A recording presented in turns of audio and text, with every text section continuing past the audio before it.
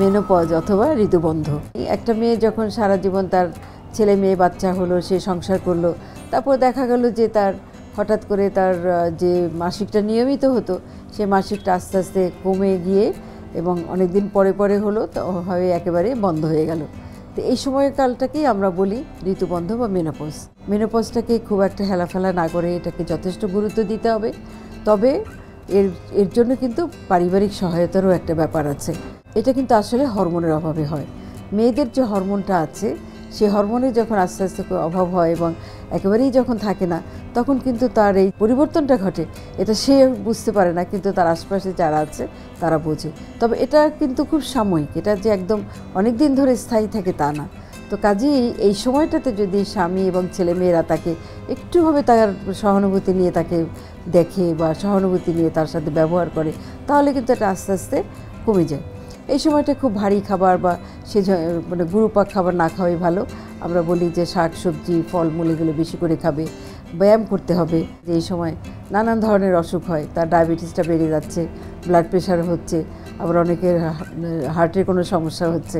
তো এই সমস্ত কারণে এগুলো যাতে না হয়, প্রথম থেকেই যদি কেউ খুব সচেতন থাকে, সে নিয়ম মতো খাওয়া এবং ঘুম, অবশ্যই বিশ্রামও নিতে হবে, যেটা আমরা বলছি তার পর্যাপ্ত পরিমাণে ঘুমের দরকার।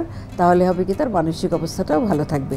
তো কাজে এগুলোর করার সাথে সাথেও যদি দেখা যায় না এটাতেও তার সমস্যাগুলো শেষ হচ্ছে না, তখন আমরা তাকে কিছু ওষুধ দিই, কিছু হরমোন দিতে পারি, তাকে ক্যালসিয়াম দেওয়া হয়।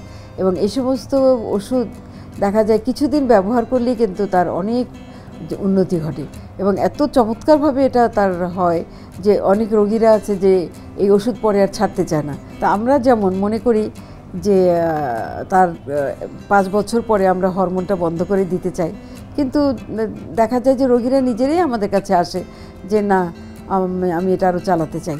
তো তখন আমরা ডাক্তার হিসেবে আমরা যেটা করি সেটা হলো যে তাকে কিছু পরীক্ষা নিরীক্ষা করি, যেটাকে আমরা বলি স্ক্রিনিং। যে তার একটা আলট্রাসোনোগ্রাফি করে দেখা যায় তার কোনো রকম টিউমার আছে কিনা, তার জরায়ুতে কোনো সমস্যা আছে কিনা, তার হরমোনের লেভেলটা কীরকম আছে, ওষুধ খেয়ে আসলে তার উপকার হচ্ছে কিনা। সেছাড়াও তার ব্রেস্টের পরীক্ষা, যেটা খুব ইম্পর্টেন্ট। এই সময়টাতে ব্রেস্টের ক্যান্সার হওয়ার সম্ভাবনাটা অনেক বেড়ে যায়। তো এই ব্রেস্টটাকে রেগুলার পরীক্ষা করতে হবে।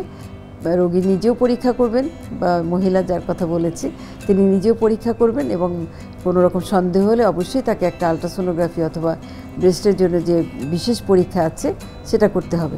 তাছাড়াও আমরা যেটা একটা প্যাপিস্মিয়ার বলি, প্যাপিস্মিয়ারও তাকে করতে হবে, কারণ প্যাপিস্মিয়ার এই সময়টাতেই তার ক্যান্সার সার্ভিক্স বা জরায়ুর মুখে ক্যান্সার হওয়ার একটা সম্ভাবনা থাকে।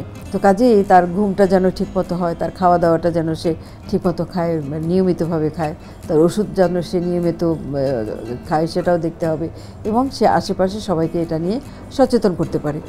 যেমন আজকাল আমাদের মেয়েরা যারা বেশিরভাগই যারা শহরে বাস করেন তারা কিন্তু এই সম্বন্ধে অনেকটা সচেতন। অনেকে তো দেখা যায় যে 60-70 বছর বয়সেও তারা যথেষ্ট কর্মক্ষম থাকেন। কিন্তু আমাদের সমস্যা হচ্ছে আমাদের গ্রামের মেয়েদের নিয়ে।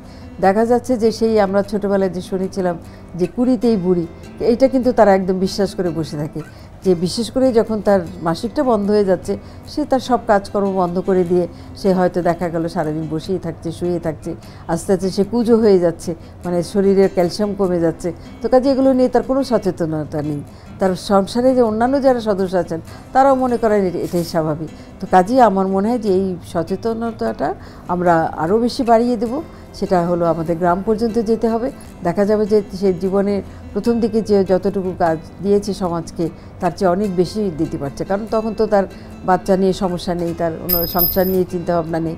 তো কাজেই আমার মনে হয় যে মেনোপজটাকে আমরা যথেষ্ট গুরুত্ব দেব, যে এই সময়টা যাতে একটা মেয়ের জীবনটা সার্থক হয়, সুন্দর হয় এবং সে যেন তার নিজের জীবনের অর্থটা খুঁজে পায়, সেজন্য আমরা তাকে অবশ্যই সহায়তা করব এবং সহায়তা দেব।